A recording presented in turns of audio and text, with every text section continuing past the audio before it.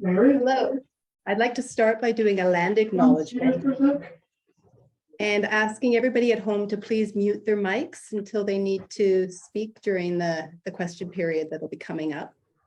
So we respectfully acknowledge that where we live, work, and play is on the unceded, shared traditional territory of First Nation elders and the peoples who have lived here and continue to live here and have cared for these lands. What? That's Martin. I don't know if you can hear me or what. If you could mute yourself if you're at home, that would be great. And now Linda Wilkinson is going to do an intro.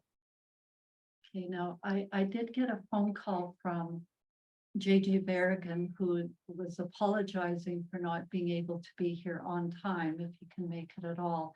And he made me promise to thank the library and to thank those that support the Peace Cafe.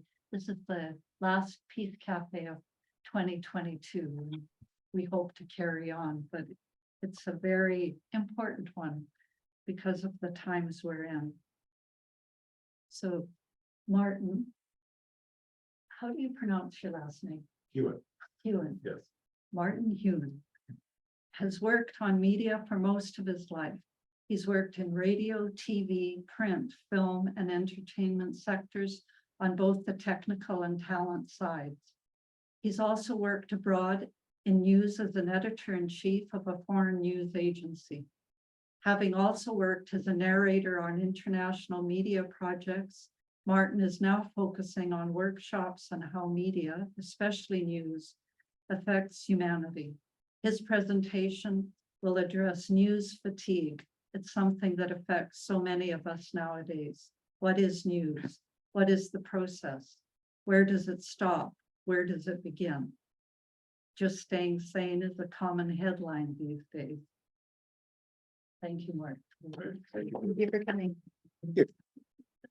Well, let's see how this technology works for everybody, and it's nice to see a lot of people are viewing online, and there's people in the audience here too. And it's I was very grateful to be asked to be here because I worked in the industry that seems to be connected to everybody on this planet. Doesn't matter where you are, it's something that everyone always stops to look at. And I had a very interesting viewpoint of it when I was working abroad, and the news agency was a private news agency owned by a conglomerate in Turkey. So I was based in Istanbul, Turkey. And it was interesting because I was hired because of my writing skills, and they knew me from my voice work because I was working with, television stations and things like that with, doing the English versions of documentaries and things. So they brought me in and they hired me to run their the new English language news division. And I had no news experience, I had very little Turkish. I could order food. And so the next thing, I'm sitting at a desk with computers that are showing me hundreds of news stories that are just being produced by this company. And then all the other news agencies around the world were also being fed onto this one computer screen. And I had to make sense of it and then figure out what video we had and if we could sell that video to the broadcasters. I'm going to deconstruct news for you first. I think the best thing is to understand what we're talking about. Then I'll get into how we can avoid the fatigue. There are news agencies, and what their job is to collect news. They can collect news as print, they can collect news as photographs, they can collect news as video, and pretty much from there, once they have it, their job is to sell that news, video or photograph or story to their subscribers, which are the broadcasters, or to other organizations that will sell it for them. And so I learned, and this might sound very sad, I should save it for the end, but what I finally realized after 3 years of working at the news agency What is news? It's about 500 euros a second in video. Because if you had the video, we could sell it to each broadcaster for 500 euros. Now that's where money comes. So that's the ore that comes out off the shovel. Then it gets out to the broadcasters. The broadcasters get that. And then they can pick and choose. Well, that's a good story. That's a good story. Or that one matches our criteria. I would send out emails. Hey, here's a news story. And well, if it doesn't have a European angle to it, European broadcasters will pass. If it's got something to do with, citizens of that country, then they get into a situation of being, if you got the video, that price goes up. So it's something that's very, it's generated by revenue. News is a revenue stream. So to start off with, what's my concern was that when I got this job, not being a journalist, I was able to look at it very differently than, I started off in journalism school and now I'm going to change the world. And then you realize you can't do that, whatever. But that is what, from the agency to the broadcaster, that is where the news happens. So are you okay with your technologies going there? It's just, It seems we're seeing Alistair Taylor's screen. I don't know who Alistair Taylor okay, is. Alistair's my neighbor, so. I'll go to the share screen and stop it. Sharing his screen. Okay. Some of us are not so great at technology, but no, as long as it works well. Alistair didn't mute his. So, it's interesting, like you have these things that happen when they call the hot mic situations where, world leaders are talking and they don't realize the microphone's on. We may have had that just now, who knows, but you can see it can happen. It's not unusual. So I worked in this agency and it was very strange because I was seeing all this news. The ticker would come through just all day long. It would be like moving like that of just hundreds and hundreds of news stories. And if something major happened, earthquake or there's some calamity, that you couldn't even read it. It was just continuously updating. And you got to put in like keywords to stop and pull those stories out if you're covering them. I had 63 journalists I could access around the world in that job. So if I thought, I want to do a story about cornflakes in China, I could go ding and it would send off and I'd get a story from our correspondent. So I had a certain amount of power. It's quite interesting, very fascinating, because I was able to get information if I requested it from anywhere in the world. Hang on for a It's like, second. hey, the weather, it's like, hey, what's happening in the political spectrum, or whatever. And because if we had the video, we could get our people involved with with getting the video, getting a story, and I could write that story and get it to the broadcasters. Doing that when there was a major calamity, you didn't sleep. You were at work until everything was done. Everything that had to be done was done. And so you go from playing solitaire to not sleeping for days. It's stressful. It's very stressful. Even just waiting for something to happen is stressful. And then another thing happened. While I was over there doing all this, life kept on happening in North America when I was away. Because I was raised on the Lower Mainland, and I'd studied in Winnipeg for a number of years, audio engineering, and I went back to the coast, worked in entertainment business and media, and more from the technical side. When I went to Turkey, suddenly I was doing more creative work. And I missed that time here to see how things change. So I come back to Canada, working in news over there, sort of sequestered away. And back in Canada, I'm like, wow, everyone is really news centric. And so, There is a way you can mute them, but I don't know. Administrator can mute people, I don't know. He's muted. and so. I saw Canada as a different thing as well, because I was coming back for visits, but I wasn't actually living here, so.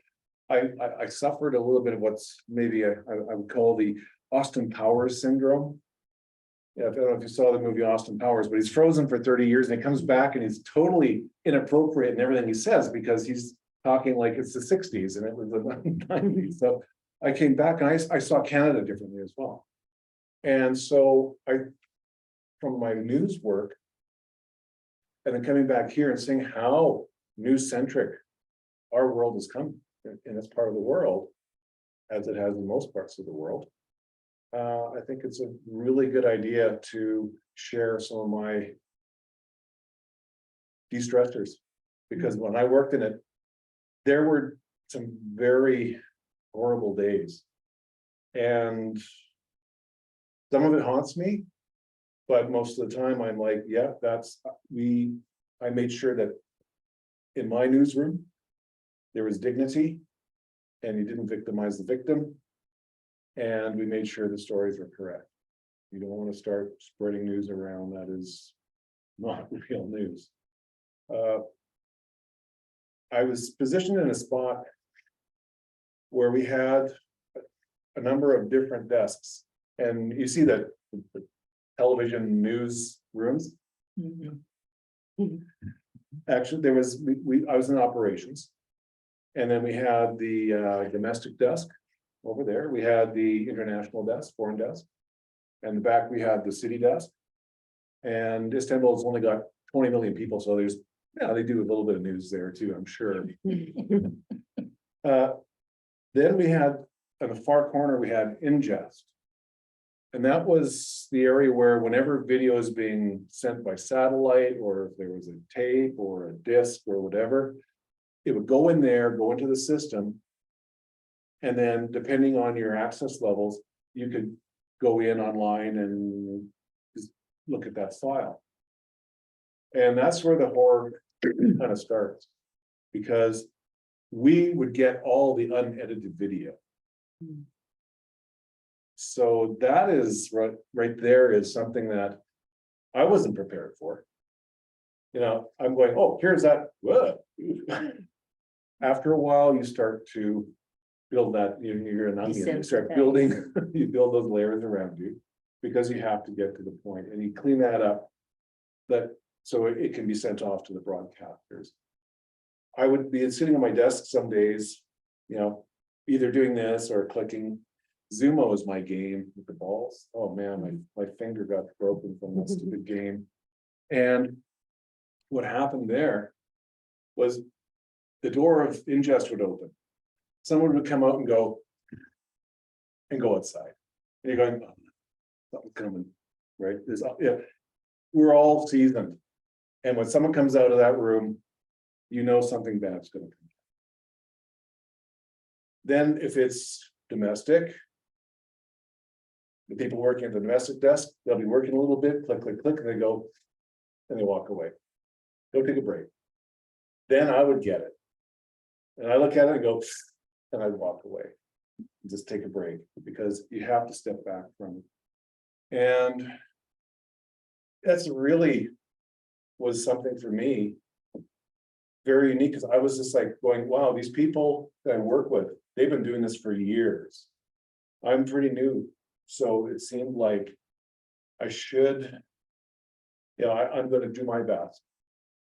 And that made a difference, because I was able to, again, get the stories out, because I was a foreign person in that country. They hired me to have that foreign perspective. And I looked at that, I gave the respect to those, incidents, made sure that it got out to the public and to the world. I had some special emails that I could send out to that were distribution emails. One email would go to maybe 5,000 journalists around the world. So if I sent it to all 10 of them, it would go to, I figure there's about 10,000 people that would get my email. They might just delete it, whatever, but the last part I'm going to discuss on that job is that we would create all these stories, put them through all the filters that were required. We'd send these ones to that country, those ones to those countries. And then we'd sit back and we had a wall of televisions of all our subscribers for the broadcasters, BBC World, CNN International, Al Jazeera, RT, was it RT? Yeah, we did RT and Fox. Of course. And now the international channels are different than the domestic ones, the American ones. It's a different broadcast completely. And so we'd send all this stuff out. We'd sit there and watch all these monitors. The news would start. Same 4 stories on all of them. And it would never all this other stuff that's out there. And that's what I believe fatigue comes from for all of us when we're watching the news. It's a repetition. It's kind of the same stories. There's a political one. There's a money one. There's something about something going on in the world. And another one, probably something to do with something that bothers us all. And that repeats. And so we have to break away from doing things like that. To just sort of, it's bad, it's bad, it's bad, it's good, it's good, it's good. That is just conditioning. News should be informative. News should make you do some research. And I believe that if you're not getting paid to analyze the news, don't. I know it sounds like a simple thing, but you're not, I was paid to sit there and put up with that and deal with that and come up, make the decisions on that. And to analyze, to fact check, to do all those things. That makes for good news. The content is another thing that you have to look at as well. In some countries, the news broadcasters, so that's television, print, everything, where they must do a story on the leader of the country. Did that happen here? Like, I remember when I left Canada, you'd see the politicians on television 2 or 3 times a month, maybe. And they sure get a lot more airtime these days. So again, it's something that if you want to learn about that, then maybe you should subscribe to the Canada Gazette, which explains all the things that the government's doing. Right? It's published by Ottawa, and it gives all the legislation, all the other things that are going on, budgets, the whole thing. It's a way of finding out government stuff if you want. The other thing that happens is that I've noticed is, and this is, I was waiting, I'm not sure when I was going to mention this, but news is an addiction. It's very much like an addiction. If you look at all the symptoms, I need more. Oh, I'm a recreational news person. I just watch on Saturday mornings or something. No, people get in the car, news. They get home, they'll turn on, oh, phone, news.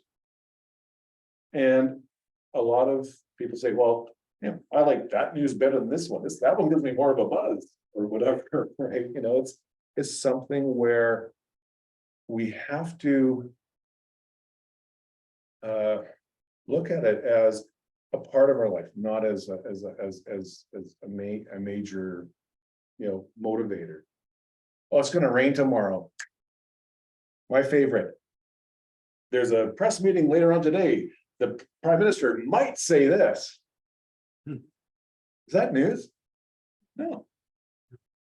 The Prime Minister will speak later. That's news. what he might say is nothing until he actually says something or she says something.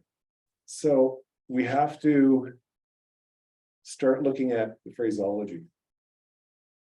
And I know that when I left the news agency, it took me about 3 years to just put the phone down when a major event happened, because I'd go find my research. The news agency forgot to shut down my login for the server. Really good way of getting news. I'm like, oh, okay, now I know what's going on there. And I wouldn't share it or, but they did call me up once in a while. So I was kind of nice to know that. But that's something where I had to wean myself off, because I was going on social media. And if I saw stories or posts or tweets or whatever that were fake, I would call them out, that's not true, that's not true, that's not true. Because I was just so connected to it. If people are making it a hobby, make sure it's a news hobby, not that addiction. How do you break it? You just turn it off. Or you start to look at other avenues of where that news is coming from. I use a really good website for news. If anyone's interested, I will. We can get that written down. It's very easy though. It's called newsnow.co.uk.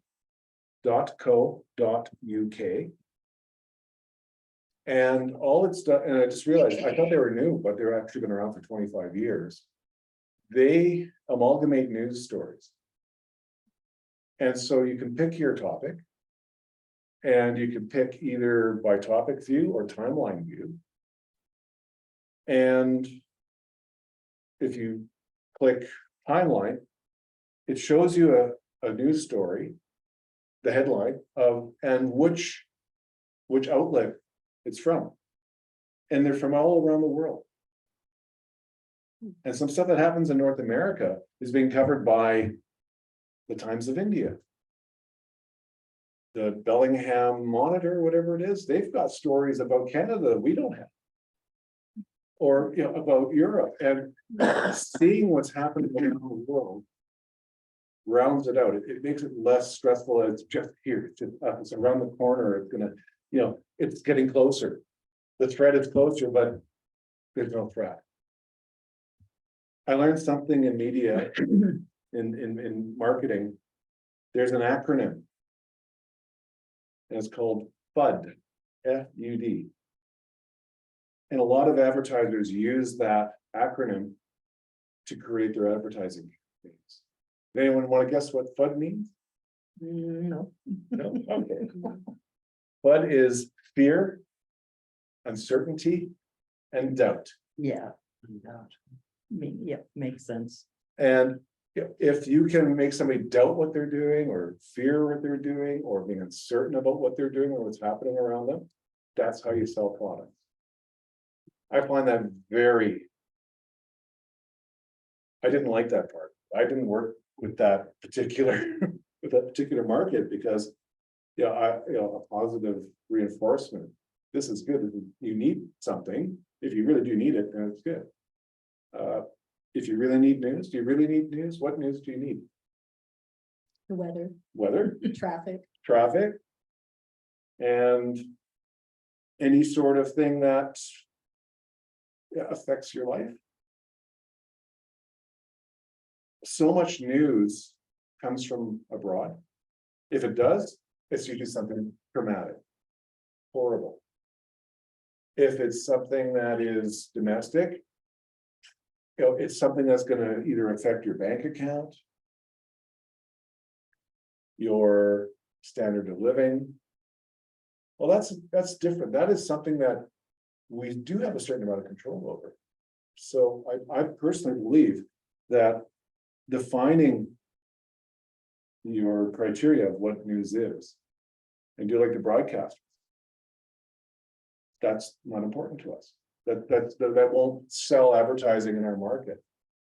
And it's sad. News is to sell advertising.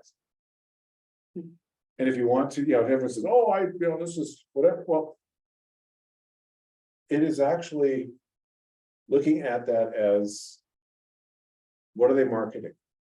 If they're marketing fear, I don't think that's a very legitimate news outlet. If they're marketing one side of the picture, I don't think that's not wise to follow things like that. It's not healthy. You might say, well, they are telling all the truth. Well, but they're saying they're telling the truth. Who's saying they're telling the truth? The broadcaster. We have all the news 24. This is reminding me of something. I was at Heathrow International Airport. And there was this big, gigantic screen up on the wall. It said, CNN, be the first to know. I'm like, well, but there's no news. It's just a big thing that says that.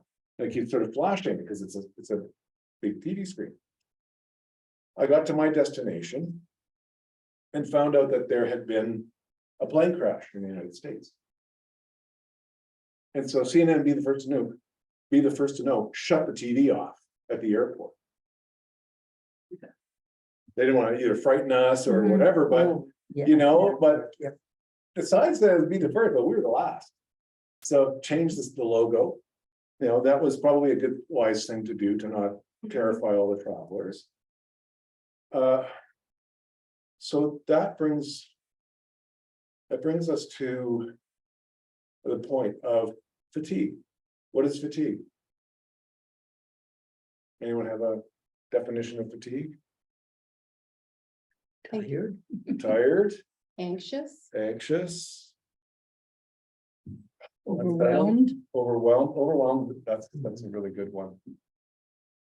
We are so overwhelmed with everything in our life, and in the last few years, nothing's gone on, nothing unusual. Yeah, it's okay, nothing's happened, but we've been stuck at home, and what do?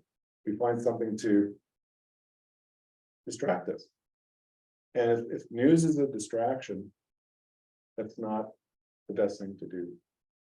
If you want to go into what's news, then do some research. Make sure that there is some, you break it up. You shouldn't be trying to analyze the news, especially when you're not really gonna do anything other than harm your well-being. And I don't know if everyone knows that I was doing the morning show at the local radio station for a while. And I used to say a few words of wisdom.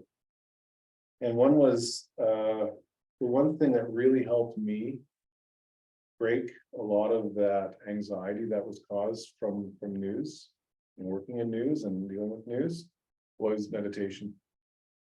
And I was studying mindfulness meditation, and at the radio station I used to do this every once in a while. I'd say, okay, now just take a deep breath in through your nose, hold it, slowly exhale, shake your shoulders. And I said, if you tried that, and of course if you're driving, don't close your eyes. And I do that 3 times, and that really makes a difference on just taking away that anxiety and stress that's building up.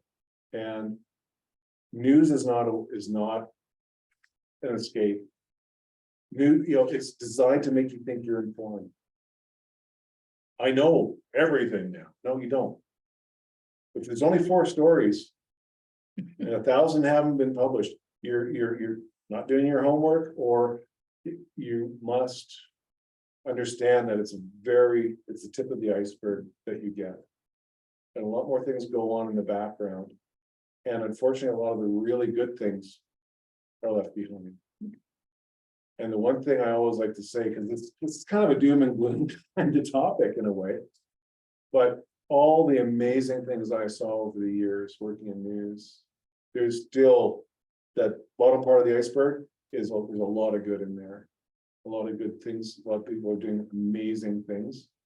Groups like the Interdependence Day group, which is a group of intellectuals who have been doing this thing where they sort of, have it as a counter to independence. we're gonna stand on our own, and no, we all have to work together, and interdependence has been that for over a couple decades now. Unfortunately, the founder of it, he passed away a few years ago, but I interviewed him. What a great thing. Interdependence is one. There's another group, the elders.org, I get one of it. my favorite websites. If you don't know who the elders are, you have to check them out. It's a number of, it's a group of retired politicians, I could say, who really did some good things in the world. Wasn't it founded by Mandela? Yes, it was. You've seen the site. Yes, I use that site a Yeah. lot. Nelson Mandela started it. A number of really good thinkers, great thinkers. There's Nelson Mandela, Desmond Tutu, Kofi Annan was in it. There's a number of other, Mary Robinson. Mary Robinson, and people who actually, want to make the world a better place. It's a really good place, a very good website to go to, and they have, if you subscribe, whenever there's a major world something happening, they send an email out with one of the elders who will discuss that. I think that's a really good positive way of looking at things. I think they Yeah. send something out every week. Yeah, they do, and they're on Facebook and Twitter and that's very, very powerful, that one. So there's a couple of websites that you can go. I find that's very, very important. And again, just not treating news as your go-to thing in the morning. I know it's hard. Yeah, I worked in it, and I was getting paid okay. And yet the stress levels were there. I won't share negative stories. I could, if I wanted to disable everybody, I could tell one story and it'd all be crying, or whatever. And that's not what it's about. It's when there's people like doing the job I was doing, I respect them. I don't know, I'm gonna close off for questions in a moment, but one thing that's happening in the world right now, major news story, which is the Ukraine. When I watch the news, you watch the reporters and stuff like that. I'm watching friends, people I know who are there reporting. And I know their body language. I know their phraseology. I know when they say this word, there's a little more of a message in there. So, I really don't like when people say, well, that's all fake. No. I've lost friends in war zones. I have friends who are in war zones. I respect them. So chill. Don't watch the news all the time. Really, to avoid fatigue is to don't let that turn the TV on that cycle, because it just repeats itself and repeats itself, and it just goes deeper and deeper into your subconscious. You don't want that. You want to breathe out, get it out, and interact with more people. And if you see something on the news, interact. What do you think of that? Well, let's do some research. Put a group together. One's international affairs, one's domestic, whatever, and look at more than just what the box is telling you. So on those words of wisdom, I'm going to say thank you for letting me do my song and dance here. And if I guess it's questions, and yeah, is that how it works? Yeah. Okay, all right. I'm gonna take a sip of my tea. I have a question. I wonder how this equates to people who don't watch television news per se, but are watching or checking out Facebook constantly. And it's a very narrow view of what you're getting. It's your town, your friends, but it's still very addictive and can be very depressing, or I know algorithms can be changed by what you interact with. So do you think that's an unhealthy way to engage with the world, or?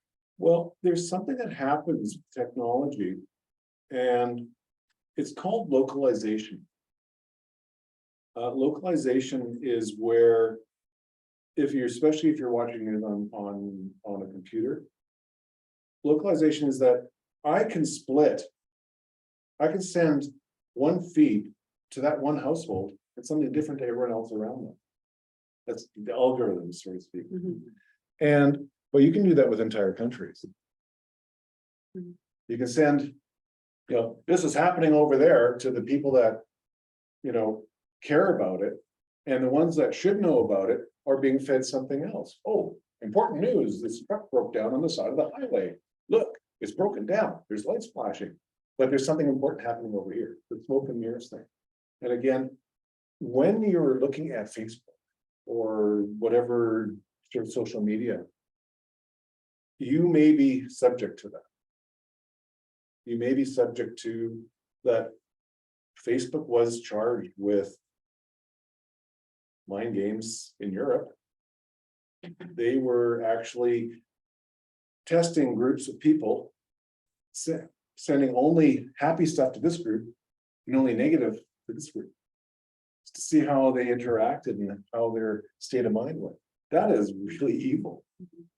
So finding out, I always get, on my Facebook feed, I go, hey, they're gonna have, steak and fries tonight. Oh, it was last night. I always get it the next day. I always get the menus the next day for some strange reason. I never get them that morning when they posted them. So is Facebook trying to, dissuade me or show me I missed out on something? That's FOMO, right? Fear of missing out. That's another one of the advertisements. So, if there is that more circle with negativity, again, find groups, organizations that have more positive things. And again, I think it's really wise for people to try to sit down and set up a group to analyze these things. Say, hey, did you see that? I saw news and it disappeared. When I was working in news, I'm like, hey, I saw that. That video I've had that disappeared. happen. So I get a lot of dog and puppy feed. Yeah. That happened last week or yesterday, but. Yeah, I think that, there is a need to try to, again, if you're looking at your community, you have a door and you can go out into it. And I know we've been sequestered away and that's been a detriment to our social being. But, finding avenues to get out and to discuss things that aren't news. One thing. What are your thoughts on the CBC? I'll get to that question in a minute. Oh, I'm equally interested. Thoughts on LC. Oh, okay. So good for you for going local. Okay, well, we'll go with CBC and then go for there. Okay, CBC, it changed my time away. And it's not the CBC I remember when I in 2000, say. So it has changed. I think that the talk aspect of it is changed dramatically. I think there was more pointed conversations with guests and things like that. Again, their budget was slashed dramatically, so you have to that into account. But that was one of the examples I made before, was that, Justin Trudeau is gonna speak, and he's probably gonna say this. Well, CBC, that's not good journalism. I'm sorry. You don't say he might, or this might happen, or this could be talked about, or that, that's supposition, that's not news. I'm just going to speak at 11 o'clock. That's news. And at 11 o'clock, this is what he's saying. Here's a soundbite. That is news. And I think that has to be, I think they've been tethered a fair amount. That's my opinion. It's just what I've noticed from, 15 years ago and now. It's been tethered. Al Jazeera, good question. I was providing news to Al Jazeera. A number of my friends work there, who I worked with in Istanbul. They found out that they could make a lot more money than Al Jazeera. Al Jazeera is one of the few broadcasters that actually sourced out both sides of the story. I have to admit, I was always impressed. I personally think again, these are my opinions, please, don't take them as any sort of wisdom, but they do have a bit more negative news. They have more sad stories in a sense. I think they could throw a few more positive things and get both sides of the happy story. That would be nice. But out of the international broadcasters, the satellite that broadcast globally, they do the best job, I think, of getting both sides of the story. Do you think they report accurately on the Muslim countries? They do situations in Muslim countries? They do, yeah. They do. As I said, I know a lot of people that work there. The station has a very good range of journalists. And I think they're very careful on that topic. And especially even like with covering things in Israel and like that too. They do get both sides of the story. And from my experience, I also see the people they do talk to are people who are knowledgeable. So that's very important as well. Just as a side note, I usually watch France 24 in English online. And they have a very good news broadcast. It repeats for about 4 hours and they update it. But it gives you a little more worldview. Which one was that? France 24. And they have one program on, it's usually on about 5 o'clock in the evening, which is called The Debate. And I highly recommend watching it if you want to get, they have very highly qualified speakers on both sides of the topic. They have, the debate is always things that are quite current. And that's something that I highly recommend. You go to their website and they have all those debates recorded, so you can watch them, view them online. I like to get from print media, The Guardian I find that they do cover both sides as much as possible. Yeah. And that's not only because my granddaughter works there. Yeah, okay. I followed Guardian before that. Well, see, that's the thing is sitting down and talking to people and finding out the sources. Yeah, one source is never, that's not a story. That's just, that's an opinion. Mhm. If you get both sides, then now it's become a topic and now it's become news. Because then you can find out what's actually going on. And I've seen news stories that, 3 broadcasters, 4 broadcasters, and they all have a different story. We had a rule at our news agency, you could not change Mhm. our script. But there's paragraphs, and you could drop a paragraph. It's always who, what, where, when, and why. So they might not, it's people who pay our wages, so we're gonna take that paragraph out because we don't want to, entangle our masters or our bosses with that. So it's a bit of a fine line there, but they will take out what they don't really want to have in there. Anyone in the virtual world? Yes, Go ahead. okay. Martin, is there more newspapers and other media is everything becoming so much more partisan? Or what is your opinion around that? Newspapers? I would say newspapers, basically what's happening there is that a lot of the newspapers have dropped their actual news departments and are just buying off the few feeds from Reuters or AP, CB, and AP. UK press. The UK press. Yeah, so it's basically the agencies, and you can see that a lot of the different. The columns will be from someone who's in-house. or the syndicated column, so it's one person writing for a number of papers. So what happens is that the news you see from here is all comes from the same source, and you read, and you get to the bottom, story originally posted on, in Canadian Press 24, 3 hours ago. Yeah, So you're just reading someone's, they just put their banner on the top. So in that case, yeah, finding the source. It's one thing I noticed when people share something online, they'll share, look at this. And the first thing I do is I look who it was that posted it, that they're sharing.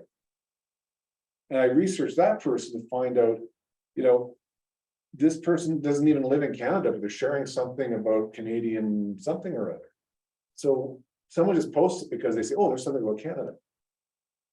But it's the source that they got it from isn't even from Canada. So you watch that. If you scroll down to the bottom on most websites, you'll see that newspapers, again, they're using syndicated feeds from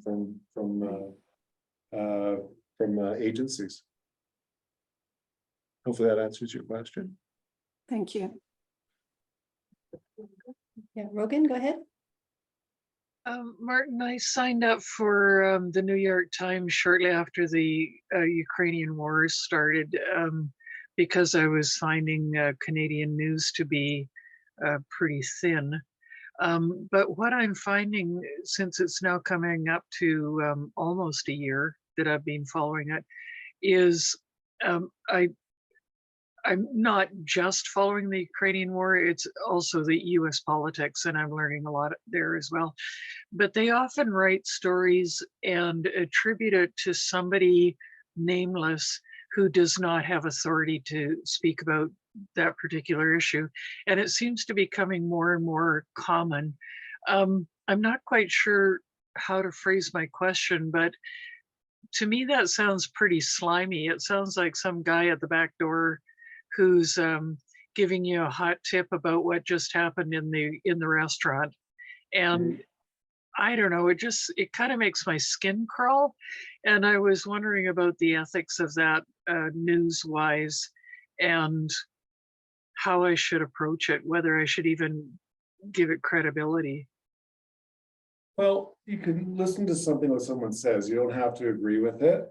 One, two, yeah, there's such a quagmire of what's known in journalism, deep background, which means you've heard something over there, it has nothing to do with it, but it ties into something else. So it's those sort of hidden sources that so many governments are trying to get people, journalists to expose, which is very detrimental to that person and also to the journalist. Yeah, there's I guess what I'm most concerned about is, especially in reporting about wars, these people may be putting huge numbers of other people in critical danger by what they're just blabbing out the back door to some reporter who is maybe not critically saying, I better not write about this because I'm endangering people, but their deadlines are there and they have to put out something, and so they just blat it out onto the news. And of course, Russia is watching Western news very, very closely and might take full advantage of it. And I just have huge difficulty with that. well, that's sort of positioning in the news, and that's not something unusual. I just was watching something the other day where they were saying that this particular person who was very well connected, and this is apparently, it was during the Vietnam War, that they were actually sending out to different, popular journalists, here's the story. And they were actually sending these stories out to just detract, the public and or whomever. And so, it's not uncommon that someone will publish something that is not, factual. They will get something from, an inside source, but is that inside source working for one side, the other, or a third party? We don't know.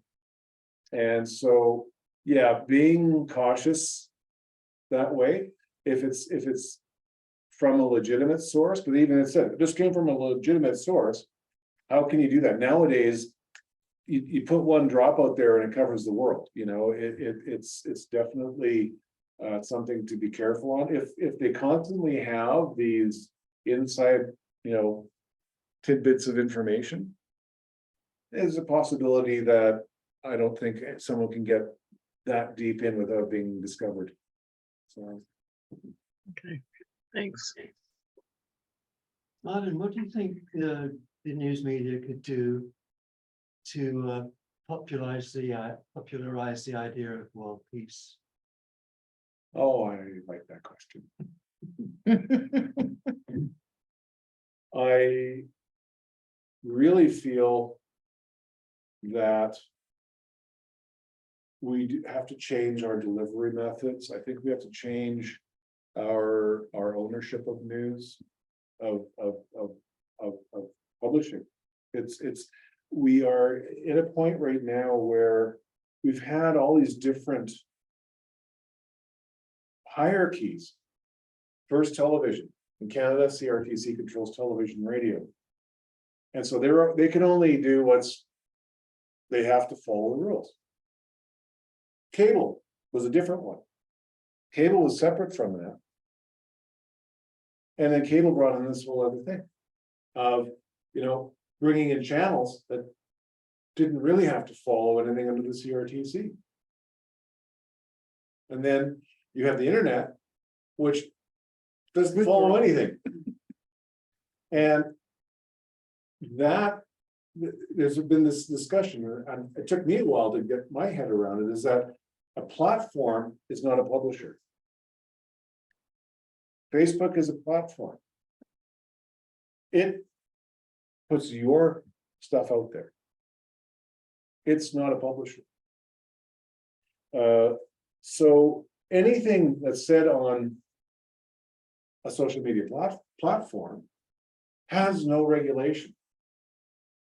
They're trying to change that now.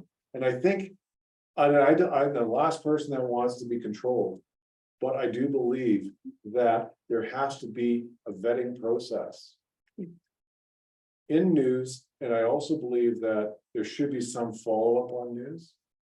And I think that as humanity gets more and more wise to this, because we've been clicking for 20 years now and nothing's happened. You know, well, some things have happened, but you know, clicking like doesn't save the world. 10,000 likes doesn't change the world. I truly believe we have to be more proactive in understanding the technologies that we use and utilize them for good, not evil, right? It sounds simple. It's probably a little more, we might have to get up and do something, pull the plug, play your harmonica for a while, and then move forward into a plan of that we need to have people who, we do have people that are doing that. I shouldn't say we need to have, we do have, like I mentioned, the elders, they want goodness. Follow an example there. That's one. I truly believe that. I also believe that in having parameters put on when we use these technologies. Children. I don't have children, but it scares me when I see little kids who are like, Yeah. because and the parents don't have enough tech savvy to know that they can block all that evil that's attached out there. Because there's a lot of good out there happening on the internet, but there's also a lot of evil out there. And if you let your kids run through a back alley in downtown, wherever, and think that's okay, you're doing the same thing online. And so I believe that we have to start showing that those predators don't have a right to sort of just invade our homes electronically. All that scams and stuff, and Michelle and I were talking about that. about just, the phone rings, hey, it's the CRA, you owe us money. It's a scam, the internet is just frothing with that. And so I really would like to see some kind of boundaries on technology that only allow vetted Information. information. If someone posts something, it has to be on the top saying where the source is from and the date. Sometimes, I've seen people, oh, look at this, it's horrible. It's 2011, Mhm. and sometimes we're not all in the same circle. I also think that we have to, there's that old adage, I can't remember who said it, divide and conquer. So I truly think that we can use the technology that's available to us to make, stop those things. If there's predators, if there are bullies, if there's anything else, we have the technology to stop that. And I don't think I should be, if I want to go in and talk to my friends about puppy dogs and someone comes in and wants to harm puppy dogs, well, they shouldn't be there, right? They shouldn't. Why are you here? You're there to make trouble. And that's another thing that media likes, controversy. They come up with a topic, Sensationalism. they come up with a topic, two people start arguing, and then the whole thing flares up and that sells. I really want to see people be more intelligent to each other, caring to each other. I always put those news stories out, and a lot of them went out that I put out. I just had a different angle on it. And contact the broadcasters, say, hey, that was an unfair news story. That topic was, that should have been followed up with some. I will mention something on a little bit goes a long way. When I worked in Turkey at the agency, I was on the main floor, and then there's 4-story building, and they had the 2 main television channels, and then the top floor was CNN Turk, which was a Turkish subsidiary of CNN. And so a lot of our video just went upstairs. And so I got to know all the news directors and the journalists. And this is how a little bit of suggestion goes if you just talk to the broadcasters. They have the Muslim holidays. There's the Ramadan, which is 4-day feast. And if it falls during the week, they just give the Friday or the Monday off, and then they just have a 9-day holiday. When I started at the agency, we had a 9-day Ramadan. I'm like eyeballs like this. During that week, there was over 1,200 traffic fatalities. I'm like, I went to the director and said, hey, what, we gotta put on some kind of traffic safety thing or something. And the response was, we report the news, we don't educate. But isn't that horrible? It's horrible, but that's the way it is. I pushed and I pushed, and I finally got to one of the CNN reporters up the top floor. They had the best coffee up there too. Don't know why. And I told us, hey, we got to do something. Not me. I'm just, I said, that is something. There has to be some kind of a traffic safety, something or other, because that was just horrible news. And one of the investigative reporters did a program. And it was the most popular program on television. All the other channels started doing it. Every single channel was doing a traffic safety program. The next 9-day holiday, 80 traffic. So it takes a little bit of perseverance, but you can complain on the internet, or you can just go after the broadcasters, go after the websites that promote it. Don't go and argue in the comments. You're just wasting your time. Go out and contact CBC, contact the international broadcaster. Say, hey, why don't you do that? And if enough people start saying something, there's probably a good chance that they'll start to see that as a trend and promote that. Because their job is to have subscribers or viewers. And if the world just turns around and says, hey, I don't want this garbage anymore, I want something positive, I want to see something constructive, and I want to see an outcome of that news story. Hey, this happened, and then other things, but you never gave us the story. So hopefully that helps. Yeah. Okay. Do you think there'd be any interest in the idea of a peace dividend? Like all the aspects of what a peace dividend could be? The peace dividend. When the Iron Curtain wall came down, they were talking about there would be a peace dividend, right? You remember that? Mhm. That's. I think that. I have to think on that one a little bit. But, it's having. I would say some of the work that Dr. Barber did with the interdependence movement, his work, really looked at having giving support to all parties. Like we have to solve the world's problems together. And I think something in that regards would work. Sure. If people knew how much money was being wasted. Yeah. In the military.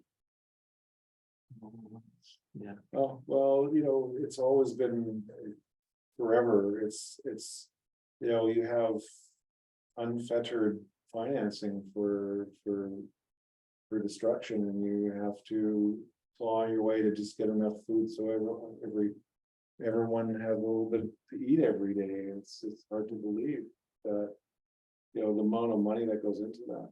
It's very fascinating, very fascinating. But yeah, A lot of people that I work with in the peace movement across the country do try to put in articles in newspapers, in their local TV stations about those numbers, and doesn't happen. Rarely, you'll get a little, that's one letter to the editor and never any follow-up. Never. yeah. So like, that doesn't mean I think we need to keep pushing. I think we need to keep putting out those numbers and putting out those letters to the editor, contacting all media, but don't expect things to change immediately. We just have to keep working at it. Well, I think get an investment fund that just starts buying up media. You just create like you have the green funds. Yeah. Have a media fund. And start to buy up, buy shares, and then you have a voice, and more of a voice.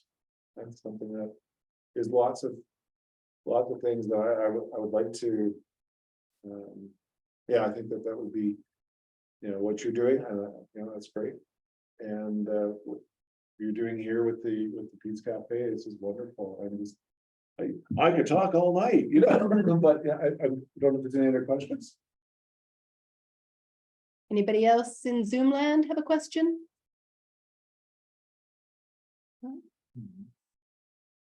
No. All right. Well, I don't know if I have any sort of witty last little bits of information for you before I sit down. I do know that I really had an opportunity working for Doğan News Agency. And the name in Turkish was Doğan Haber Ajansı, which translates into Doğan was the last name of the owner of the company and news agency. We had connections with some very large media outlets, and we were able to share some very positive things as well. I always looked at news that you wouldn't expect out of the Middle East. And I moved on after one day I went to work the news just wasn't good, and I said, that's it. And I handed in my resignation. I went on after to host a television program, and I interviewed some amazing people. And that gave me so much joy, because behind the scenes, even though they don't get all the glamorous news coverage, they do such amazing things for the world, and there's people in this room that are doing the same things, and I really appreciate that. And people that are in virtual land, you're all great. I'm glad you're here, because it's nice that we can utilize technology to share positive things. I will share. I can share my my email address as well if anyone wants to talk, because I'm always interested in good things to talk about. You know, I had a number of years of negative stuff, and I'm more than happy to talk about the good positive things. And I really do want all of you who are here tonight to just make sure you turn off the news for a while. It's hard. It's really hard.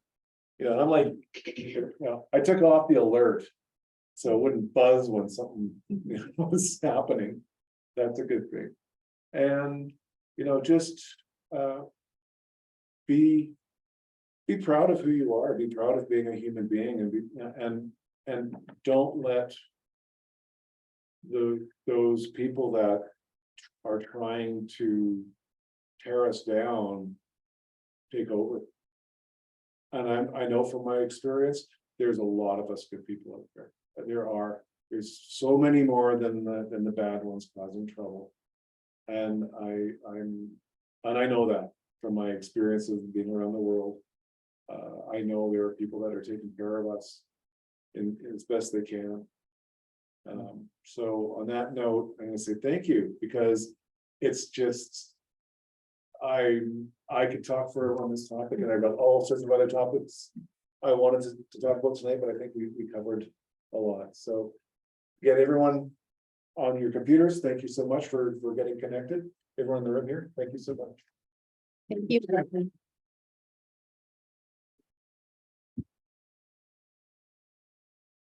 Are you retired now or? No.